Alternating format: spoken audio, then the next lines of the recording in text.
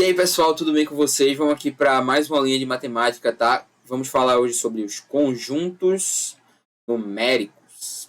É muito importante essa aula, tá? Ela é geralmente de início para o nono ano e também para o primeiro ano, só que o primeiro ano, obviamente, vê o assunto um pouco mais aprofundado. E aí a gente vai estar vendo essas duas partes. Então, se você é do nono e está vendo algo assim, meu professor não deu isso, tal, então você pode, se não for cair na sua prova, você pode pular essa parte, tá? Mas é importante saber porque ano que vem, querendo ou não, você vai estar vendo esse assunto novamente. Então vamos lá. Primeiro vamos falar um pouquinho da origem dos conjuntos numéricos, tá? E aí a gente tem o quê? Antes de qualquer coisa, a gente precisa entender que tudo que a gente faz é dividido em conjuntos. Então vamos dizer assim, você tem matérias na sua escola, né? E aí a gente tem matérias de matemática, física, química, vamos botar assim. E aí a gente tem os assuntos de matemática e a gente tem os assuntos de física.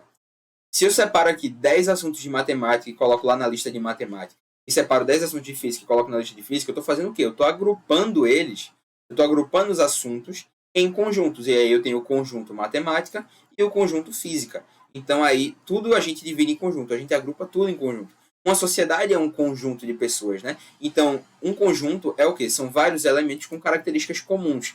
Como aí, por exemplo, a gente tem conjuntos numéricos, são números, né? E aí a gente tem que os conjuntos surgiram por uma necessidade da humanidade em fazer contas mais complexas, contas entre aspas, por quê? Porque era literalmente contar. E aí a gente considera conta o quê? Cálculo, né? E aí a conta que eles faziam era tipo, chegava um rebanho aí, tinham vários bois, e aí eles tinham que contar quantos entravam na cerca, né? Aí tinha 1, 2, 3, 4, 5, vamos dizer assim, que chegava até 100. E aí não se dava para ficar só nessa contagem 1, 2, 3. Tanto que a gente tem o que hoje? Números negativos. A gente tem as frações, né, as divisões. Tudo isso a gente vai ver mais para frente, que são os diferentes tipos de conjunto numérico, aí, conjuntos matemáticos que a gente tem. Tá? E aí a gente tem duas formas de representar ou de escrever os conjuntos. A primeira forma que eu vou mostrar para vocês, quer dizer, né? Eu trouxe duas formas, mas aí o professor pode trazer mais para vocês, tá? Eu acredito que possam trazer 3 ou 4 formas, e aí eu trouxe duas para vocês que são as mais utilizadas. Pode ter certeza que são as mais utilizadas. E aí a gente vai ter aqui o conjunto X é X maior que 1 e menor que 0, algo do tipo, sabe? Então tá dizendo o quê? Nesse caso aqui, tá dizendo que 1 é menor que X e é maior que 0. Então aí pode ser qualquer número aqui, entende? É só para representar mesmo que eu estou mostrando para vocês. A gente ainda vai entrar nesse assunto de fato. E aí a gente tem um diagrama que geralmente ele é representado assim, ó.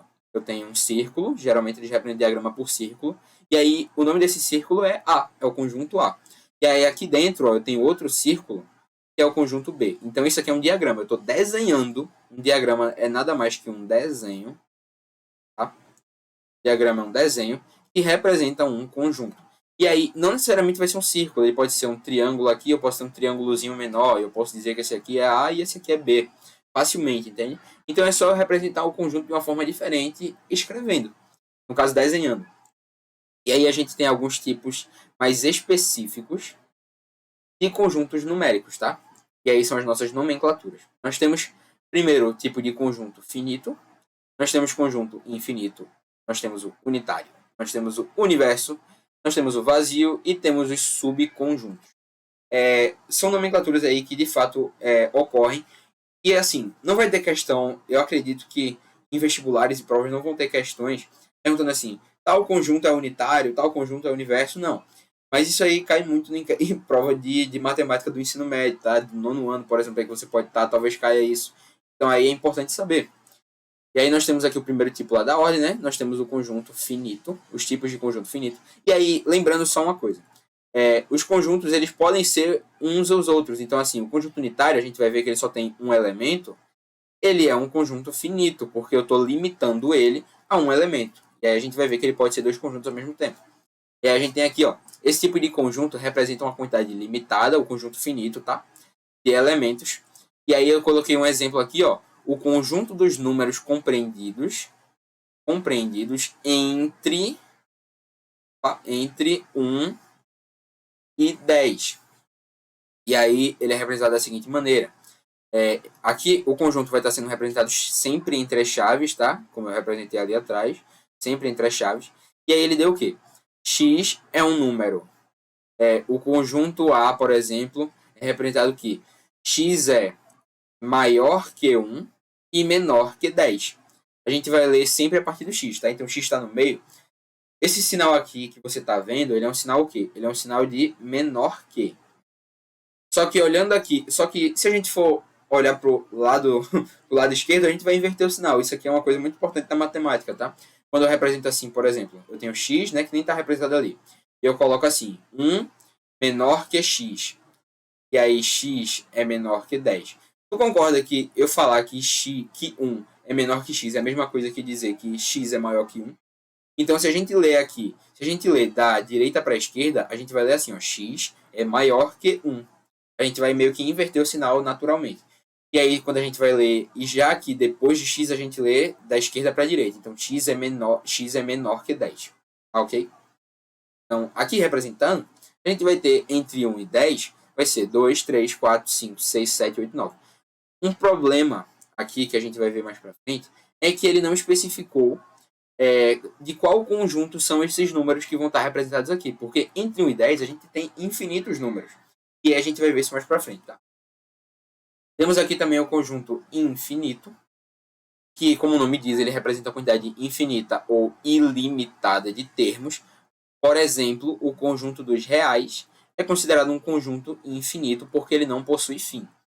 A gente vai ver que o conjunto dos reais é um conjunto matemático, um conjunto numérico que engloba todos os outros conjuntos, quase todos os outros conjuntos. E aí ele vai ter número tanto 1, 2, 3, 4, 5, quanto frações 10 sobre 2, que vai ser divisão, né? A gente vai ter menos 3, menos 2, então tem números negativos, frações, tem tudo aí dentro dos reais, tá? E aí a gente vai para o outro conjunto, entendido lá, né? O conjunto infinito. A gente vai aqui para o outro conjunto, que é o conjunto unitário. Unitário, ele quer dizer o quê? É único, ou seja, só tem um elemento. E aí esse conjunto é caracterizado por possuir apenas um único elemento. Por exemplo, o conjunto dos números naturais, está vendo? Agora ele especificou qual o conjunto dos números naturais compreendidos entre 0 e 1. Entre 0 e 1 natural, a gente só tem um número, que é o 1. E a gente vai ver isso mais para frente, tá? E aí, o conjunto dos números inteiros compreendidos entre menos 3 e menos 1 é outra forma que ele pode perguntar em um conjunto unitário para a gente representar, que é o único número possível aí, inteiro, compreendido entre menos 3 e menos 1, é o menos 2. Ok? E aí a gente chega aqui no universo. Conjunto universo, eu vou precisar fazer um diagrama aqui para vocês. Eu vou desenhar aqui bem grande, tá? Um círculo, que era para ser um círculo, né? E aí, eu vou colocar aqui, esse conjunto aqui grandão é A, e esse aqui conjunto pequeno é B, que está dentro de A. Quando eu estou fazendo isso, deixa até eu apagar, opa, o que eu fiz agora, meu Deus do céu? Eu vou representar aqui ele de outra forma para você, tá? Ele vai ficar assim, ó. Eu vou colocar aqui o A, é isso tudo aqui. Então, o A, ele vai ser toda essa parte aqui que eu estou pintando. Tudo que está aqui dentro é A, como o nome diz, né? E aí eu tenho uns elementos de A. Eu vou dizer que o A é esse conjunto aqui, ó. O conjunto A é igual a 1, 2, 3, 4 e 5. E aí eu fecho aqui o conjunto, né? E aí eu vou pegar um conjunto B, vou botar aqui dentro, ó, o conjunto B. E aí esse conjunto ele vai ter os elementos dele. Só que você percebe que ele está dentro de A. Então eu posso dizer, e aí o conjunto B é isso aqui, ó. O conjunto B é 1, 2 e 3.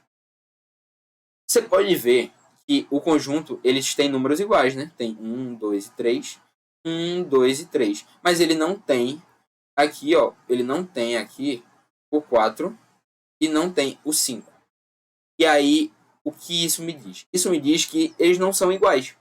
Mas uma parte de A está em B. Uma parte de A é B. Então, isso aqui é o que eu estou representando. Eu estou dizendo aqui, ó, que A é o universo de B. Ou seja, uma parte do que está em A está em B. E tudo de B está em A. É isso que eu estou dizendo aqui, né? Deu para entender? Tudo isso aqui, ó. Tudo isso está aqui. Mas isso aqui não é tudo disso, entende? Não é tudo de A. O B não é tudo de A, mas o que tem em A é o tudo de B. Então, eu estou dizendo aqui que A é o universo de B.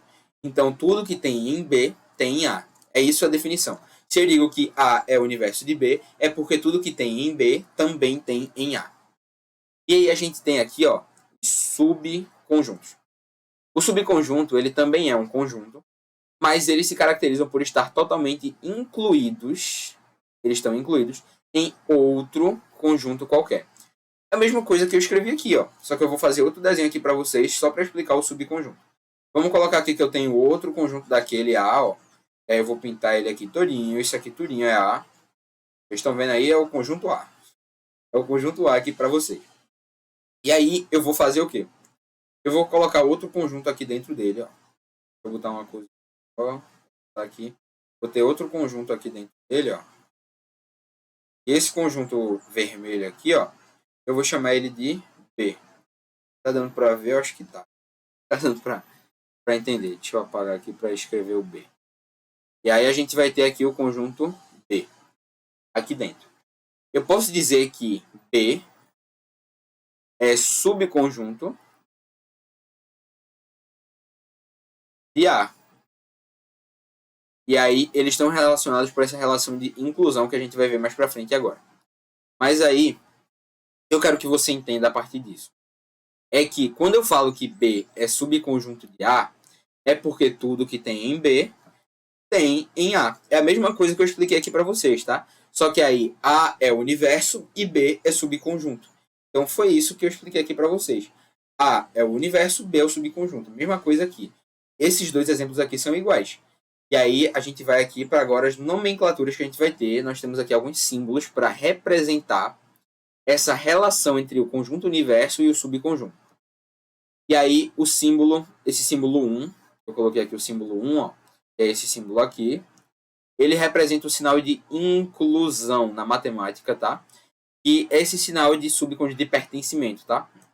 E aí, como dito anteriormente, só existe entre conjuntos. Entre um elemento e um conjunto, a relação utilizada deve ser de pertinência. Eu vou explicar isso agora. Quando eu digo assim, eu tenho o conjunto B, o conjunto A, e aí ele está incluído em B. Então, o conjunto A ele está dentro de B, eu uso esse símbolo aqui. Você percebe que o lado que ele está virado aqui, ó, essa partezinha aqui, como se fosse um C, né? A parte de trás aqui do C, ela vai ser do que tem tudo, ela vai ser do caso do que pertence, e a parte aberta é o que tem tudo. Quando eu coloco isso aqui, ó, A pertence a B, no caso, A está incluso em B, quer dizer que tudo que tem em A tem em B. É como se eu tivesse aqui, ó, o conjunto A é... Que chavezinha esquisita. O conjunto A é A, B e C. E aí o conjunto B, ó, ele é B... No caso, não, desculpa, ele vai ser aqui nesse caso, ó, ele vai ser A, B, C e D. Tá assim, que ele vai ser D também. E aí, a partir disso, eu tenho o quê? A, eu tenho A, B, C, e em B eu tenho A, B, C, D. Então eu tenho um elemento a mais, mas aqui em B eu tenho todos os elementos que eu tenho em A. Então A está dentro de B. Representando no diagrama, isso seria como? Isso seria isso aqui, ó. E isso aqui é B. E aqui dentro eu tenho A. Então A é um subconjunto de B.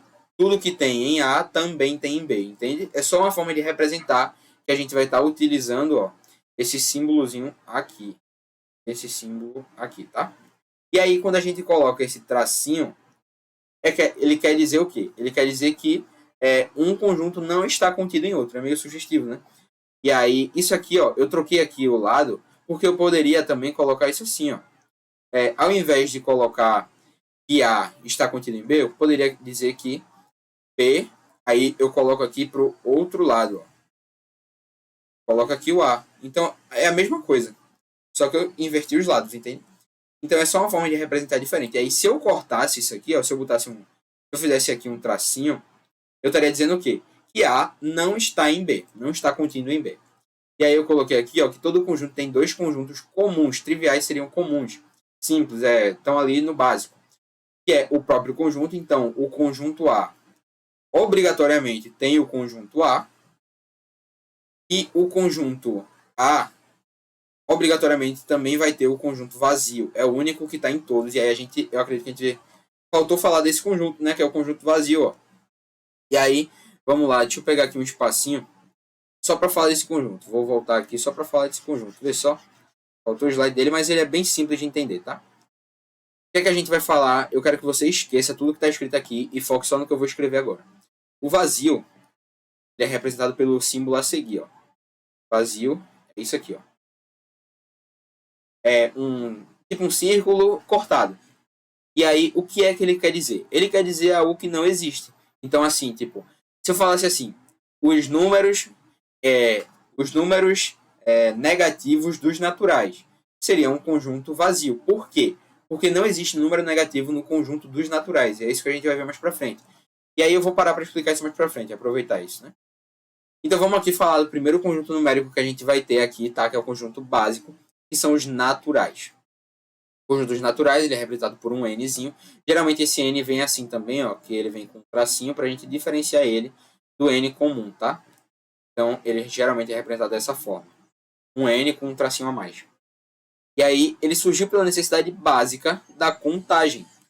Eles englobam todos os números positivos, só os positivos, tá? E aí ele reúne os números que a gente usa para contar, incluindo o zero. Então ele é isso aqui, ó, 0, 1, 2, 3, 4, 5, 6, até o infinito. Então aí você vai ter 1, 2, seguindo aí o quanto você quiser contar, não vai acabar nunca. Os naturais de 0 para cima, tá? A gente não vai considerar os números negativos. Por isso que eu estou dizendo aqui, ó, só número positivo estão aqui dentro dos naturais. Então n é igual a 1, 2, 3, e aí a gente vai ter ele aqui, ó, seguindo até o infinito. E aí a gente vai ter esse conjunto aqui seguindo daqui para o infinito, tá? A gente também tem aqui, ó, o segundo conjunto, tá? É o conjunto dos inteiros. Pessoal, aí a gente chegou numa parte da humanidade e o povo começou a ter dívida. Começaram a fazer compra aí, e aí o povo começou a ter dívida. E aí chegaram assim, chegou ali numa barraca, eu quero comprar essa coxinha. E aí ela custa 5 reais, mas eu só tenho 4 reais. E aí eu dou os 4 e eu fico devendo 1. Então meu saldo vai ficar negativo, meu saldo vai ser de menos 1, né? Se a coxinha é 5, se a coxinha no caso é 5, e eu vou ter 4 menos 5 vai dar menos 1. Então essa aqui é a relação que a gente vai ter do porquê precisou criar esse conjunto dos inteiros. O conjunto dos números inteiros reúne todos os elementos do conjunto natural e seus opostos. Opostos são os números negativos. Então a gente pode dizer que o conjunto dos inteiros, o conjunto Z, que ele também é representado assim, ó, ele é um Z, um tracinho a mais, ele é igual a chavezinha, e a gente vai ter menos 1, 0, 1, 2, e daqui em diante. Então vão ser todos os números negativos e positivos, incluindo zero. E aí, a partir disso, a gente conclui que o quê? Que n é um subconjunto de z. Porque tudo que tem em n também tem em z. Se eu fosse fazer um diagrama aqui, ó, seria isso aqui, ó. Seria n aqui e z aqui. E aí, lá pro final, eu trouxe um diagrama envolvendo todos os conjuntos, tá? E aí a gente chegou no outro, que são os conjuntos, o conjunto dos racionais, que ele é representado por um Q, ou então esse Q aqui, ó, que é um cortezinho. Sempre vai ter um cortezinho nesse negócio. E aí a gente chega numa questão que os caras precisavam dividir, né? Então a gente tinha assim uma conta que era assim, Zezinho quer dar 5 reais para 3 pessoas. E aí ele vai dividir 5 dividido para 3. É a mesma coisa que 5 sobre 3, né? Então, esse conjunto vai englobar aqui, ó, eu coloquei aqui, ó, reúne todos os números que podem ser escritos na forma P sobre Q. O que é P sobre Q? P sobre Q é isso aqui, ó. É uma divisão. A gente, a partir desse nono ano, desse primeiro ano, a gente sempre vai estar usando incógnitas, né? Então a gente sempre vai estar usando números para representar. Deixa eu acender a luz que ficou meio escuro, né? E aí sempre vai ficar dessa forma. A gente vai usar as letras para representar os números. Então, P sobre Q é qualquer número dividido por qualquer número. Como aqui, ó, 5 é um número qualquer, dividido por 3, que também é um número qualquer. E aí, a gente tem o quê? Note que todo número inteiro também é um número racional. Assim, Z é um subconjunto de Q. Então, vê só que doideira, velho. A gente chegou num ponto que isso aqui vai englobar tudo, tá? Então, não tem isso de, conjunto dos naturais é um conjunto, conjunto dos inteiros é outro. Não. O conjunto dos naturais, o conjunto dos racionais, ele é isso aqui, ó. Eu tenho dentro dele aqui, ó, dois conjuntos. Eu tenho aqui os racionais, que é Q, o Q vai estar aqui fora. Vou desenhar aqui de novo. Q vai estar aqui fora, ó. E a partir desse Q, a gente vai ter todos os outros conjuntos dentro. Ó. A gente vai ter aqui o Q. E aí aqui dentro, ó, a gente vai ter o Z, que é os inteiros. E aqui a gente vai ter N. Então, o Q, ele engloba tudo, E aí a gente só está adicionando coisas. Então, aqui a gente tem os números positivos, né? 1, 2, 3. Aqui a gente tem menos 1, menos 2, menos 3. Aqui a gente vai ter 5 sobre 3, 4,2, porque ele vai envolver também os números que são fracionários, né? E aí, outro detalhe aqui, ó, dízimas periódicas são números racionais. Então, aquele número que deu assim, ó, 5,55555. E aí, o que é que isso quer dizer? Isso quer dizer que o 5 vai se repetir sempre. Qual é o período disso aqui, para dar o nome de periódica? É o 5. Então, tem 5, 5, 5, 5, 5. Ele se repete sempre. Isso aqui é o período da nossa fração, da nossa dízima aí, que é o 5. Então, é 5,555. Isso aí é o período da gente aí nesse caso, tá? E aí a gente tem agora os números irracionais, que é representados por I. É um Izinho, então um Izinho assim, com dois traços também. E aí, a diferença dele é que ele reúne os números decimais não exatos com a representação infinita e não periódica, também raízes inexatas, tá? Como raiz de 2, por exemplo, que a gente não tem uma definição. E aí, ele reúne os números decimais não exatos com uma representação infinita e não periódica. Por exemplo, 3,141592. Sabe que número é esse? Isso aqui é π. Já ouviu falar de π? Π que a gente simplifica em 3,14. Π é uma dízima não periódica. Por quê? Porque ele não se repete. Só ele ter aqui 1 e 4, não necessariamente ela vai ser não periódica, tá? Porque poderia ser 1, 4, 1, 4, 1, 4. E aí o período seria 14. O período seria esse 14. Só que não é o caso. Você pode ver que ele faz 14, 15, 92. Então são vários números. Ó. 1, 4, 1, 5, 9, 2. Isso aqui é um número irracional. Ele não segue um padrão de dízima dele, tá bom? Então a gente vai ter isso aqui como os números irracionais, tá? O conjunto dos irracionais. E aí a gente chegou no último conjunto aqui dessa aula. Eu acredito que seja aqui o conjunto dos reais. Eu vou falar só um pouquinho sobre esse Czinho aqui.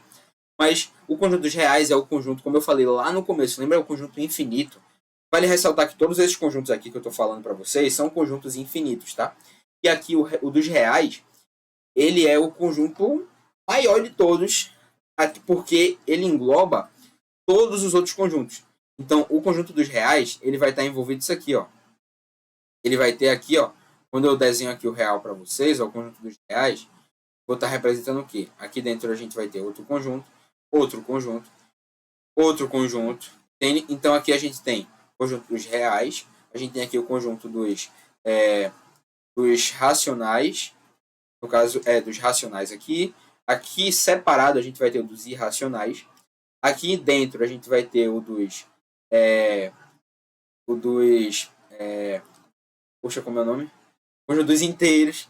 E aqui a gente vai ter o conjunto dos naturais. Então, a gente vai ter todos esses conjuntos aqui, ó. Você pode ver nesse diagramazinho que eu trouxe para você, ó. Nós temos aqui naturais, números positivos, 1, 5, 12, 0, por exemplo. Aqui eu trouxe também o número dos inteiros, o conjunto dos inteiros, que são números negativos, ele engloba também.